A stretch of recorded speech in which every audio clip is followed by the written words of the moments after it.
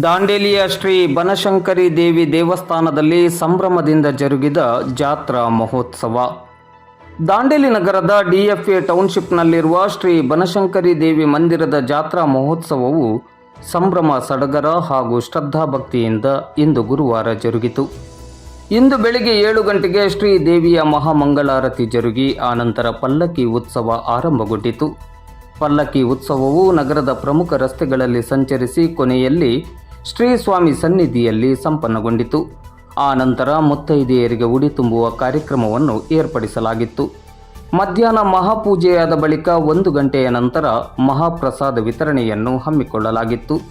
ಹೆಚ್ಚಿನ ಸಂಖ್ಯೆಯಲ್ಲಿ ಭಕ್ತಾಭಿಮಾನಿಗಳು ಜಾತ್ರಾ ಮಹೋತ್ಸವದಲ್ಲಿ ಭಾಗವಹಿಸಿದ್ದರು. ಕಾರ್ಯಕ್ರಮದ ಯಶಸ್ಸಿಗೆ ಶ್ರೀ ಬನಶಂಕರಿ ದೇವಿ ದೇವಸ್ಥಾನದ ಆಡಳಿತ ಸಮಿತಿಯ ಪದಾಧಿಕಾರಿಗಳು ಹಾಗೂ ಸದಸ್ಯರು ಮತ್ತು ಭಕ್ತಾಭಿಮಾನಿಗಳು ಶ್ರಮಿಸಿದ್ದರು.